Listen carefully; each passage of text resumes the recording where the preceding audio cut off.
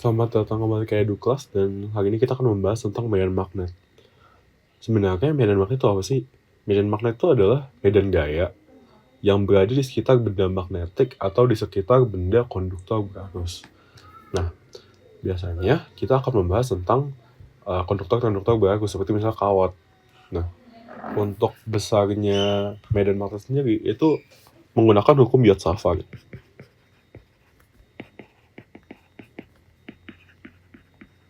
Yang sebenarnya ribet, yaitu bentuknya adalah turunan dari B adalah mu0 per 4pi sama dengan arus turunan dari panjang sin theta per r kuadrat.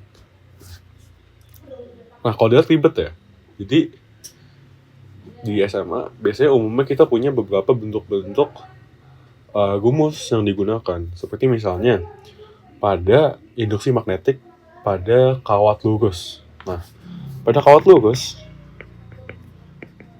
ada dua jenis, yaitu sangat panjang dan pendek. Sebenarnya penamaan saja ya. Maksudnya sangat panjang tuh panjangnya tidak diketahui. Jadi misalnya akan ditemukan seperti bentuk titik dan X, di mana titik itu keluar dari bidang dan X itu menuju ke dalam bidang. Ini akan berguna ketika kita memerlukan arah dari medan yang kita ingin cari itu misalnya, dengan menggunakan kaidah tangan kanan nanti. Nah, sementara itu, jika kawatnya pendek, maksudnya adalah apabila kita bisa menggambar kawatnya misalnya. Jadi kita mengetahui apabila kawatnya 6 meter, atau 8 meter, atau 10 cm, disebut kawat pendek. Nah, rumusnya itu berbeda. Di mana pada kawat panjang sekali ini, atau sangat panjang, itu rumusnya adalah B sama dengan mu0I dibagi 2pi A. Di mana mu0 itu adalah permeabilitas magnetik atau hambatan yang muncul untuk medan magnet ketika ruang hampa.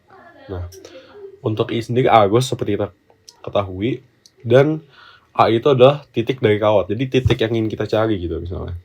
Jadi untuk digambarkan ya. Jadi misalnya kita punya kawat sangat panjang yang menuju ke dalam bidang dan kita punya titik X. Nah, A itu menyatakan panjang dari kawat ke X. Nah, selain itu, untuk mu0 sendiri, itu ada bernilai 4pi dikali 10 pangkat min 7 WB per AM.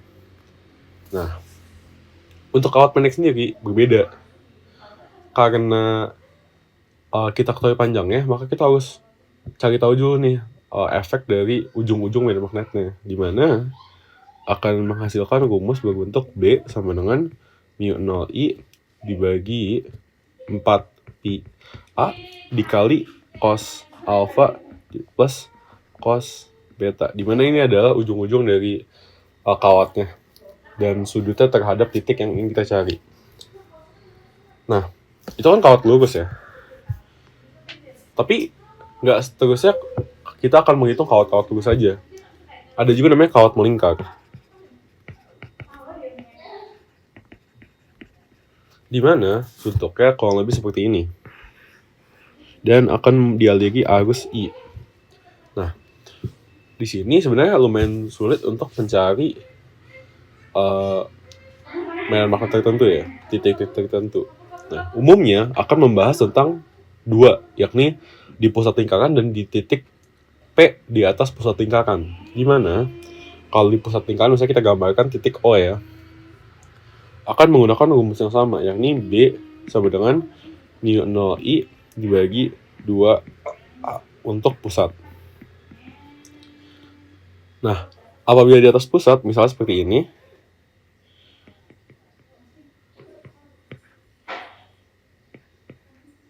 nah, titiknya P misalnya ya, dia akan mengalami gaya seperti ini, atau medan magnet seperti itu, atau B ya. Nah, untuk di atas pusat, rumusnya sendiri adalah B sama dengan mu0I dibagi 2A dikali sin pangkat 3 alfa, di mana alfa ini adalah sudut yang sudah saya gambarkan di sini. Ya. Nah, Bentuk-bentuknya juga ada beberapa yang lumayan unik nih. Yang pertama adalah solenoide, dimana kira-kira bentuknya adalah suatu batang yang kemudian diberi kawat, seperti itu. Nah, kawat ini akan diberi arus. Arusnya masuk di sini dan keluar di sini misalnya. Nah, dia akan mengalami medan magnet, di mana di pusatnya itu akan pusatnya itu memiliki rumus B sama dengan mu 0 IN per L, dan untuk di ujung B sama dengan mu 0 IN per 2L. Nah, N itu apa sih? N adalah jumlah lilitan atau banyaknya lilitan yang ada di batang nih. Seperti kita hitung. 1, 2, 3, 4, 5, 6, 7, 8. Nah, kurang lebih ada 8 lilitan. Nah, 8 itu adalah sebagai N. Nah, ini tuh berlaku hanya ketika panjangnya atau L itu jauh lebih besar dibanding jari-jarinya, jari-jari batangnya. Lantas, jika tidak, rumusnya berbeda. Kalau misalnya jari-jarinya sangat besar, kemudian solenoidnya sangat pendek, seperti ini. Nah, maka rumusnya berbeda.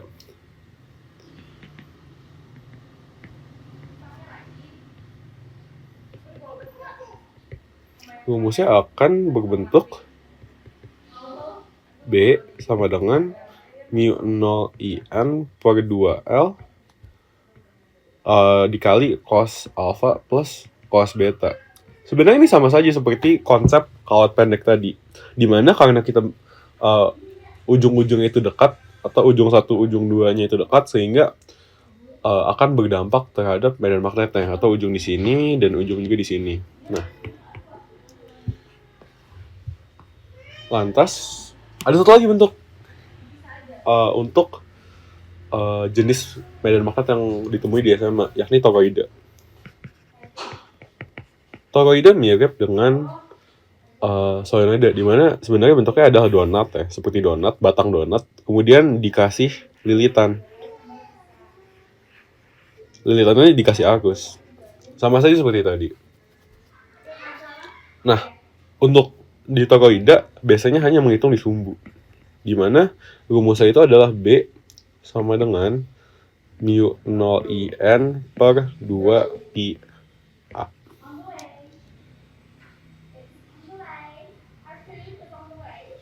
Nah, terakhir ada gaya Lorentz.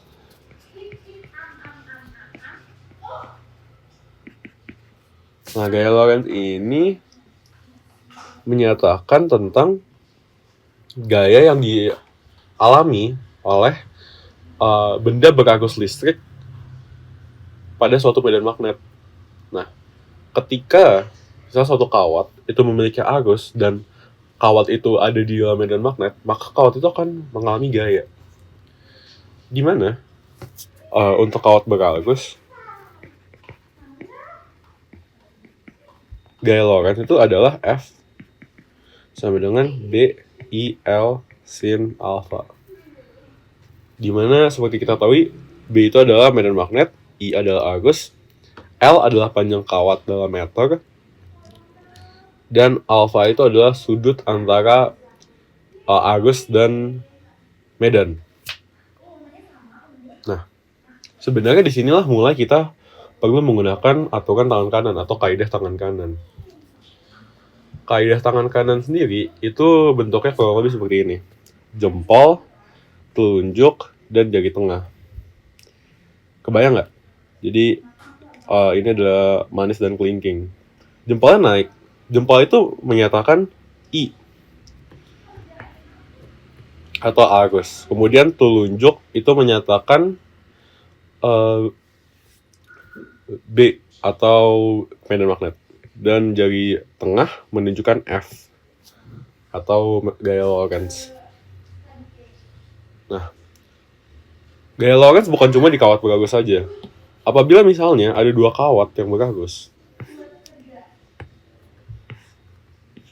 yang sejajar, maka dia akan memiliki rumus berbeda, yakni F dibagi L sama dengan mu 0 I1 I2 per 2 pi A, di mana A-nya itu adalah panjang antara kawat. I1 itu adalah arus yang dimiliki kawat 1 dan I2 itu arus yang dimiliki kawat 2. Nah, saya itu gaya Lorentz juga bisa dialami oleh para partikel bermuatan.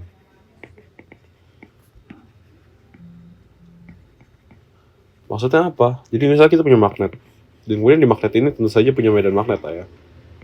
Nah, misalnya kita punya partikel bermuatan di sini, di suatu titik. Nah, partikel itu akan mengalami gaya Lorentz dengan besaran F sama dengan B Q V sin alpha. Dimana ini adalah B-nya itu tentu saja medan magnet, Q-nya itu adalah muatan dalam kolom, V itu adalah kecepatan partikel tersebut, dan sin alpha adalah sudut antara arus dan medan magnet. Nah, tentu saja karena dia bergerak ya partikelnya, partikel juga punya kan jari-jari. Jari-jarinya itu kita sebut dengan R dan memiliki besaran mv per bq, di mana m adalah massa per partikel, v-nya itu adalah kecepatan dalam meter per sekon, dan q sekali lagi adalah muatan dalam kolom. Nah, untuk soal pertama, kita mengetahui titik X dan Y masing-masing berada pada jarak 50 mm dan 200 mm. Maka Rx adalah 50 mm dan Ry adalah 200 mm. Maksudnya apa sih? Kira-kira seperti ini. Kita punya titik yang kita asumsikan sebagai kawat lurus panjang, dan kawat ini berarus listrik. Nah, kemudian kita punya titik X yang jaraknya 50 mm. Kemudian kita juga punya titik Y yang jaraknya 200 mm. Kita ditanyain perbandingan nilai induksi magnetiknya itu berapa sih? Nah, jelas kita akan menggunakan rumus B. Tapi kita juga mengetahui bahwa I adalah 10 ampere. Ditanyakan Bx dibanding By. Maka kita akan menggunakan rumus sederhana ya. Rumus yang digunakan untuk kawat lurus panjang, yakni B sama dengan mu 0I per 2πr. Namun, karena kita mengetahui bahwa soal ini adalah soal perbandingan, kita bisa menggunakan Bx per By sama dengan mu 0I per 2πrx dibagi atau dibandingkan dengan mu 0I per 2πry. Nah, di sini kelihatan. Sebenarnya kita bisa mencoret beberapa hal.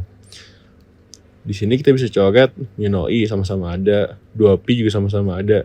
Dan kita menyisakan 1 per Rx dibanding 1 per Ry.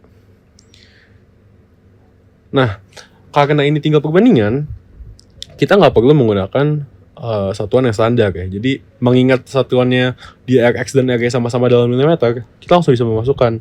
Jadi ini adalah 1 per 50 dibanding 1 per 200.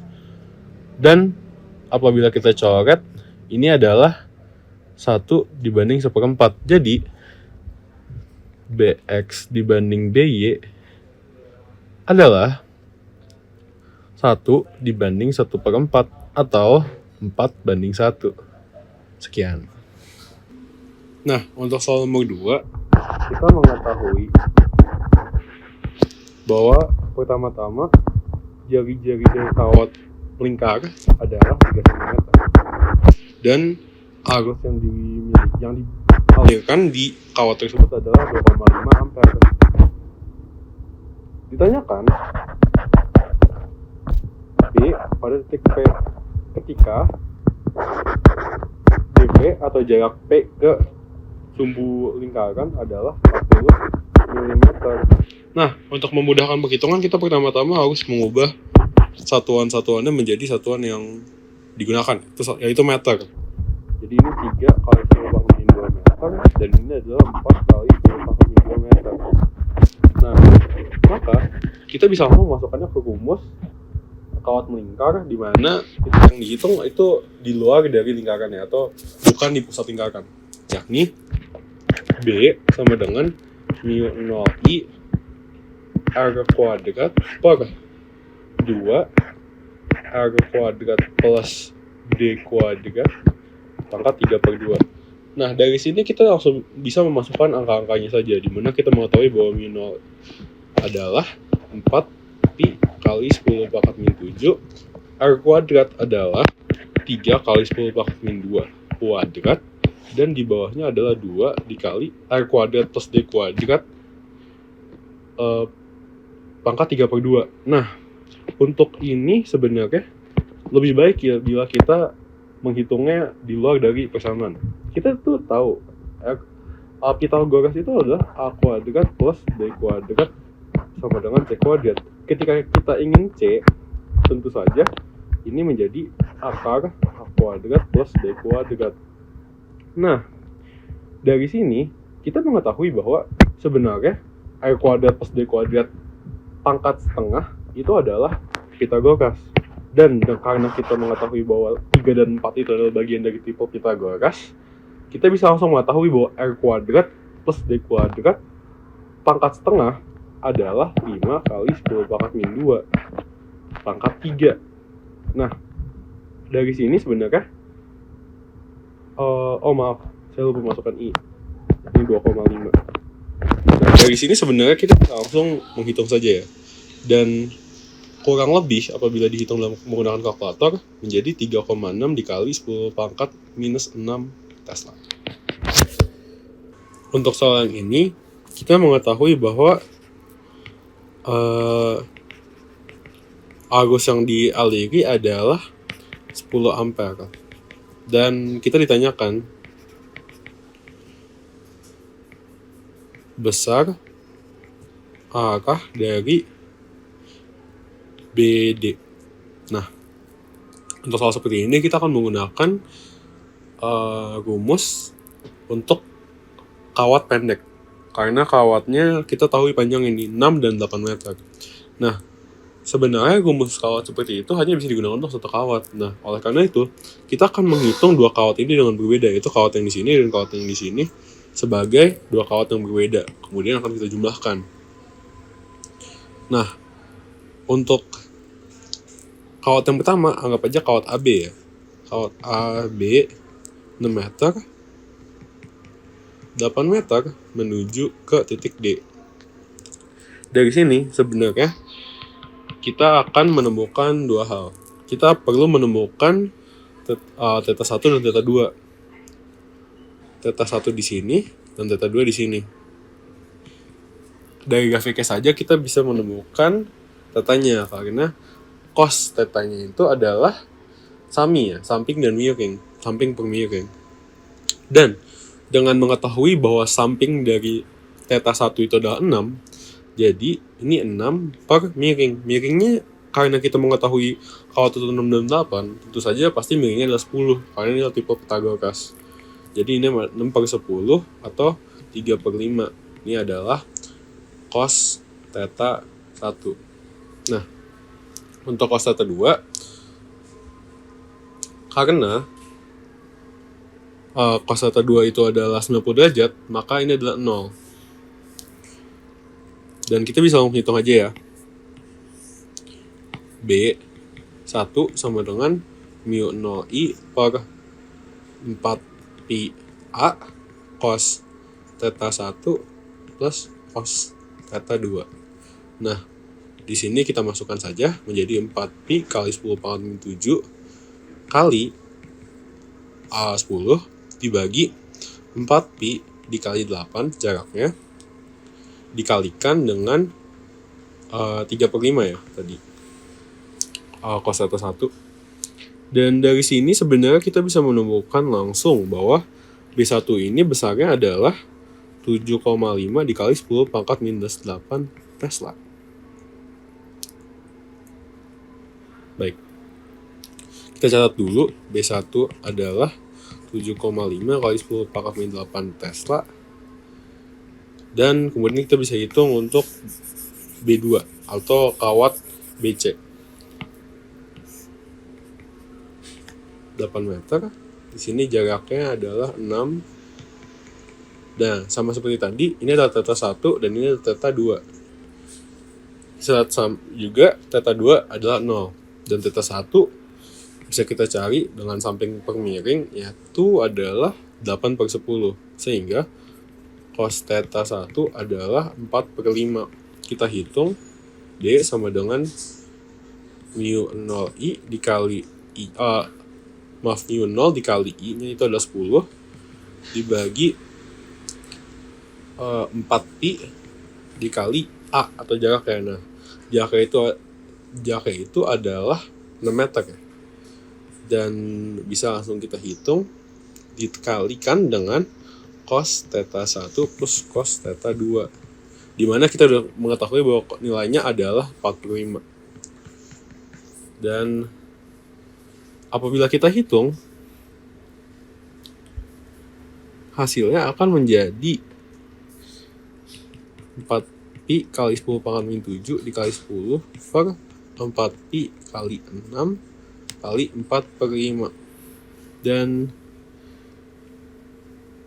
akan menjadi 13,3 dikali 10 pangkat minus 8 Tesla. Nah, kita catat dulu ini B2-nya. Karena kita mengetahui bahwa B total adalah B1 tambah B2, kita bisa langsung cari B totalnya atau BD.